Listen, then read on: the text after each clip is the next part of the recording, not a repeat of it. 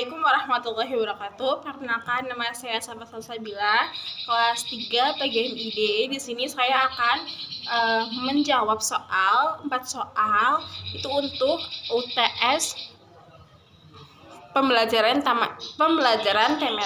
tematik. Jadi soal yang pertama itu di sini ada tentang apa sajakah langkah-langkah dalam merencanakan dan mengembangkan kurikulum yang harus dilakukan oleh guru. Jadi langkah yang pertama itu analisis dan diagnosis kebutuhan. Jadi di sini itu guru tuh harus ngeidentifikasi kayak apa sih kebutuhannya siswa, terusan kayak apa kekurangannya siswa yang dimiliki siswa, terusan kelebihannya yang dimiliki siswa. Jadi guru tuh nggak cuman ya terserah gitu, tapi tuh kita juga harus yang pertama itu kayak ngeidentifikasi dulu, terusan gunakan asesmen di diagnostik untuk mengidentifikasi latar belakang keluarganya, terusan minat belajarnya siswa itu seperti apa atau bagaimana, terusan bisa juga kayak minatnya siswa dalam pembelajaran atau kayak hobinya siswa tuh apa, terusan kayak motivasi belajarnya tuh gimana, itu bisa juga. Terusan yang kedua itu ada perumusan tujuan. Jadi di sini tuh selanjutnya itu kan perumusan tujuan. Jadi di mana guru itu menyusun susunan tujuan pembelajaran yang spesifik, terukur dan dapat dicapai, relevan dan berbatasan waktu. Jadi di sini tuh guru harus susun tujuannya pembelajaran itu yang serelevan mungkin dan spesifik gitu. Terusan juga di sini sesuaikan tujuan pembelajarannya itu dengan tahapan pencapaian dan karakteristik siswa. Jadi di sini guru nggak boleh tuh kayak cuman ngasih atau nyusun tujuan pembelajaran tapi nggak ngelihat dari karakter siswa masing-masing siswanya itu. Nah, selanjutnya itu ada 3 pengorganisasian materi. Di sini tuh tentukan ruang lingkup materi pembelajaran yang akan diajarkan oleh guru. Jadi apa aja nih yang mau dibahas gitu sama gurunya. Terusan selanjutnya itu ada susun scope dan scans. Materi kurikulum itu harus mempertimbangkan struktur kedisiplinan ilmu, taraf perkembangan siswa, dan pembagian materi kurikulumnya itu harus sesuai dengan tingkatan kelas masing-masing gitu. Nah, selanjutnya itu ada pengembangan model pembelajaran. Di sini tuh guru tuh harus memilih metode mengajar yang sesuai untuk mengaktifkan. Jadi siswanya itu nggak cuman guru doang gitu yang aktif, jadi siswanya juga harus aktif. Terus di sini gunakan variasi pengalaman belajar siswa untuk di dalam pembelajarannya itu sendiri. Jadi bisa di pengalaman siswa tuh bisa dijadiin metode pembelajaran. Nah, selanjutnya itu yang kelima ada perencanaan penilaian pembelajaran. Di sini tentukan nilai dari suatu objek atau peristiwa dalam konteks situasi pembelajaran. Selanjutnya itu gunakan penilaian formatif dan sumatif untuk pencapaian siswa terhadap tujuan pembelajarannya itu sendiri. Nah, bagian nomor 6 itu penyesuaian proses pembelajaran produk hasil belajar dengan lingkungan belajarnya itu sendiri. Jadi guru tuh harus nyesuaiin proses pembelajarannya itu dengan tahapan pencapaian siswanya itu kayak gimana, atau maunya kayak gimana pencapaian siswanya itu. Jadi harus disesuaiin. Terusan juga sesuaikan produk hasil belajar dengan tujuan pembelajarannya. Kondisikan lingkungan belajar agar mendukung pembelajaran siswa. Jadi di sini tuh guru nggak cuman pencapaian siswa itu kayak gimana doang, tapi guru juga dituntut buat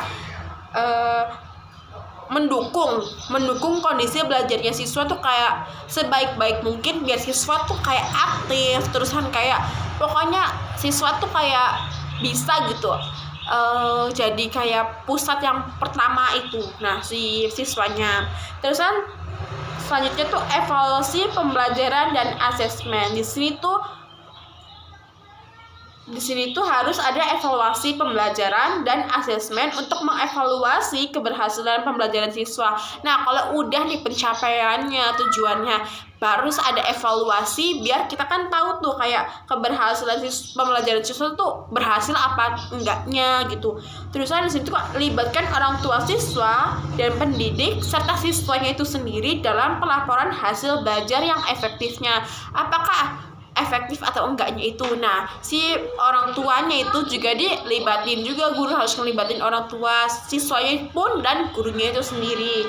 Nah, nomor 2 itu jelaskan 4 landasan pembelajaran tematik beserta implikasinya. Jadi di sini itu landasan pembelajaran tematik itu ada 4. Yang pertama itu ada landasan filosofis, yang kedua itu ada landasan psikologis, yang ketiga itu ada landasan sosial budaya, yang terakhir itu ada landasan yuridis. Jadi sebelumnya itu pokok intinya itu pembelajaran tematik itu adalah pembelajaran yang dimana satu materi dengan yang satu materi yang lain tuh bisa dijadiin satu tema gitu, atau satu pelajaran dan satu pelajaran lain itu bisa digabung. Nah, itu pembelajaran tematik. Nah, yang pertama itu landasan filosofis sendiri, di mana langsung dipengaruhi oleh 3 aliran filsafat, yaitu ada progresivisme, konstruktivisme, dan humanisme. Itu adalah aliran yang mempengaruhi sendiri landasan filosofis. Nah, di mana di sini itu landasan filosofis itu menerangkan pada pengembangan kreativitas dan kecerdasan peserta didik. Jadi siswa itu ditekankan untuk kreativitas dan kecerdasannya itu di sini di landasan filosofis. Oleh karena itu, guru itu harus mengimplementasikannya itu harus menekankan pengembangan kreativitas bagi setiap para peserta didik dan menciptakan suasana belajar yang efektif. Jadi guru harus nyiapin gitu, gimana sih suasana belajar itu yang efektif buat para siswanya itu sendiri. Nah, selanjutnya itu ada landasan psikologis, di mana landasan ini sangat berpusat bagi para siswa dan memberikan pengalaman langsung bagi siswanya itu sendiri. Nah, di sini tuh implementasinya itu sendiri, guru tuh harus merancang gimana sih pengalaman belajar apa yang akan mempengaruhi kebermaknaan belajar siswanya. Jadi misalkan kayak pengalaman itu menjadi contoh gitu buat di pembelajarannya itu kayak di metodenya itu sendiri. Nah, selanjutnya itu yang ketiga ada landasan sosial budaya, di mana pada landasan sosial budaya itu sendiri menekankan pada konsep belajar sambil melakukan sesuatu. Nah, di sini juga menggunakan sumber belajar yang otentik hingga membuat efisien waktunya itu dan metodenya juga. Terus karena itu guru diharapkan bisa menggunakan metode yang tepat sehingga membuat waktu efisien serta menggunakan metode yang beragam juga biar siswa tuh nggak cuman jadi siswa tuh bisa lebih kreatif gitu. Nah, terusan yang terakhir itu landasan yuridis dalam pembelajaran tematik sendiri berkaitan dengan kebijakan pelaksanaan pembelajaran tematik di sekolah. Oleh karena itu, guru harus mengikuti pedoman yang sesuai dalam peraturan bagi menjadikan pembelajaran tematik itu yang sesuai gitu, yang baik itu seperti apa. Jadi guru tuh harus sesuai ngikutin peraturannya itu sendiri. Nah, nomor 3 itu pertanyaan itu jelaskan karakteristik pembelajaran tematik beserta contohnya. Jadi karakteristik pembelajaran tematik yang pertama itu ada berpusat langsung pada siswa. Nah, di mana pembelajaran yang lebih banyak menempatkan siswa itu sebagai subjeknya itu sendiri. Nah, contohnya itu kayak di pembelajaran itu guru tuh harus ngasih kayak siswa tuh kayak diskusi, terusan kayak presentasi, yang lain itu kayak ngedengerin, ngejawab, bertanya gitu, nah, dijawab, terusan kayak ada yang menyangga, bisa menambahkan. Nah, itu yang dinamakan juga kayak berpusat pada siswa. Jadi guru nggak cuman kayak ngasih tahu gitu. Jadi guru tuh cuman kayak ngarahin doang nih, bener enggak, atau ada yang salah nggak mungkin. Nah, kayak gitu. Terus yang kedua itu ada memberikan pengalaman langsung pada siswa, di mana siswa dihadapkan pada sesuatu yang nyata sehingga siswa lebih mudah memahaminya. Jadi di mana itu di sini tuh kayak ada realnya gitu, kayak siswa tuh biar lebih paham tuh kayak gimana sih gitu, yang sesuai sama materinya itu. Contohnya itu di sini tuh dalam pembelajaran IPA, guru tuh bisa ngasih kayak tugas di mana situ sana kan belajarnya tuh tentang kayak tumbuhan. Nah, lagi ngebahas tentang tumbuhan itu sendiri bisa tuh kayak kayak cara nanam tumbuhan yang udah di kayak reboisasi, terus kan kayak awal numbuhin tumbuhan tuh kayak gimana. Nah, itu kayak siswa tuh langsung diajarin gimana sih, kayak maksudnya cara yang realnya di kenyataannya itu kayak gitu. Itu kan kayak ngebuat pengalaman buat siswanya itu sendiri, jadi nggak cuma materi doang gitu. Nah, selanjutnya itu kayak pemisahan mata pelajaran tidak begitu jelas. Jadi di mana fokus pembelajarannya itu emang yang menarik dan emang ada di kehidupan siswanya. Contohnya kayak di pembelajaran IPA itu sendiri kan kayak lingkunganku, terus kan juga bisa kayak di pembelajaran apa gitu, kayak sering keluargaku, bahasa Indonesia itu kan keluargaku. Nah, itu termasuk dari contoh pembelajaran tematiknya itu sendiri. Nah, selanjutnya itu di sini ada kayak karakteristik selanjutnya itu menyajikan konsep dari berbagai mata pelajaran dalam suatu proses pembelajaran, karena dapat membantu siswa dalam memecahkan masalah sehari-hari. Contohnya di sini tuh kayak ada jadi di pembelajaran itu kayak emang udah ada kayak contohnya, jadi di mana siswa tuh bisa kayak ngecontohin lah, itu ada contohnya, jadi kita kan bisa pakai itu buat di kehidupan sehari-hari siswanya itu sendiri. Nah, itu salah satu contohnya. Terusan di sini ada karakteristik bersifat fleksibel, di mana guru dapat mengaitkan bahan ajar satu dengan mata pelajaran yang lainnya.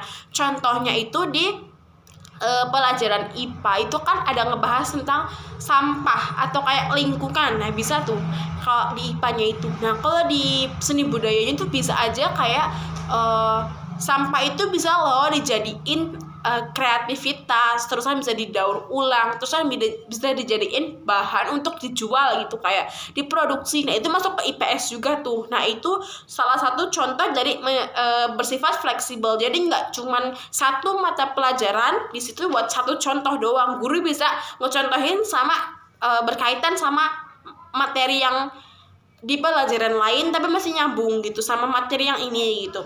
Terus di sini ada hasil pembelajarannya itu sesuai dengan minat dan kebutuhan siswa. Balik lagi di yang di awal itu kan pembelajaran tematik itu kita kan guru kan harus kayak ngarahin apa sih kayak yang diminatin sama siswa, terus kan kayak kelebihannya, kekurangannya. Nah, itu salah satunya.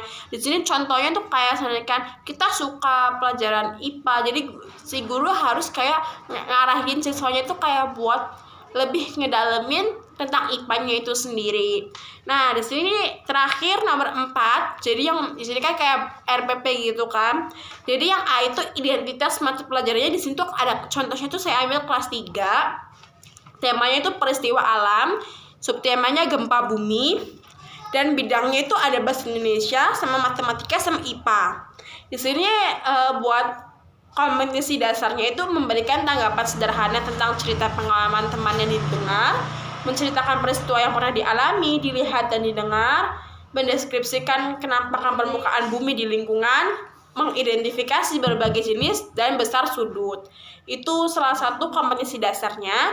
Lalu indikator dan tujuan pembelajarannya itu mendengarkan cerita pengalaman teman, menanggapi cerita pengalaman teman, bercerita mengenai peristiwa yang pernah dialami, mengurutkan besar sudut menurut ukurannya, menentukan sudut dari sebuah bangunan, mengidentifikasi berbagai bentuk permukaan bumi, menjelaskan melalui pengamatan model bahwa sebagian permukaan bumi itu terdiri dari atas airnya. Itu salah satu indikator dan tujuan pembelajarannya itu sendiri.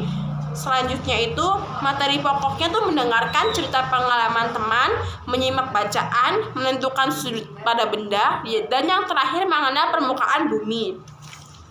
Langkah pembelajarannya itu jadi yang pertama itu kan ada nomor 1 itu kegiatannya itu kayak pembahasan pembelajaran. Jadi guru tuh membimbing berdoa bersama kayak di awal itu berdoa, terusan mengucapkan salam, mengucapkan kesiapan siswa, melakukan persepsi tentang tema dan subtema yang bakal dibahas itu apa. Terusan fokusnya di sini tuh pemberian motivasi untuk belajar melalui tayangan VCD, gempa, penggalian tema dan subtema melalui tanya jawab. Jadi sebelum itu kayak ada tanya jawab dulu. Terus di situ tahap intinya pengajuan masalah, di mana guru tuh meminta siswa agar menanggapi tanyakan gempa dengan mengajak siswa bertanya, berpendapat kejadian tersebut. Itu yang masuk ke dalam bahasa Indonesia. Sedangkan guru pun memperhatikan atau melihatkan gambar foto-foto akibat gempa bumi serta menghubungkan dengan sudut yang lain di bangunan itu tersebut. Nah, di situ masuknya ke dalam pelajaran matematika. Selain itu juga guru membacakan teks tentang kenampakan permukaan bumi akibat gempa. Siswa juga diminta menyimak saat guru menerangkannya. Lalu pengamalannya dengan global, menyaksikan bahwa permukaan bumi itu banyaknya itu dari air gitu. Banyaknya terdiri dari air gitu itu. Difokusinnya itu di sini melakukan tanya jawab, membuka kesempatan kepada siswa kayak berpendapat, bertanya, mengungkapkan sesuatu tentang materi tersebut. Ya, selanjutnya itu ada di sini perencanaan informasi. Jadi siswa tuh dibagi kelompoknya sama guru, disuruh nyari tentang informasi yang sesuai materi yang dibahas. Terus hari itu di sini guru tuh bakal kayak membimbing contoh cara berpendapat, menyimpulkan pendapat, dan memilih pendapat yang terbaik dalam kelompok itu. Jadi kelompok kan udah nyampein pendapat dan guru itu bakal milih gitu, yang mana sih pendapat yang paling terbaik di antara yang lainnya. Di sini tuh pencapaiannya itu informasi melalui latihan membimbing dan latihan bebas. Di sini terakhir diskusi atau pembahasan, siswa mendiskusikan informasi yang telah didapatkan sama nyimpulin. Jadi guru juga harus nyimpulin tuh isi materi terakhir itu gimana sih, atau emang yang dibahas tuh seperti apa gitu. Jadi di sini tuh fokusnya tuh kemampuan bertanya, berpendapat, mengkritik, dan pengambilan keputusan. Tahap kesimpulan yang terakhir atau penutup, melakukan permainan simulasi gempa. Guru memberikan kesimpulan tentang materi yang telah disampaikan dan menyampaikan pesan moralnya itu sendiri dan penyimpulan materi itu. Jadi fokusnya. Terusan di sini ada saran dan sumber belajarnya itu kayak buku pelajaran, foto, label, lembar materi, dan tugas harian. Dan evaluasinya tuh, bentuk evaluasinya tuh kayak di LKS ada, terusan jenis produknya, tes tertulis, lisan, dan performansi. Baiklah, sekian dari saya, kurang lebihnya mohon maaf. Wassalamualaikum warahmatullahi wabarakatuh.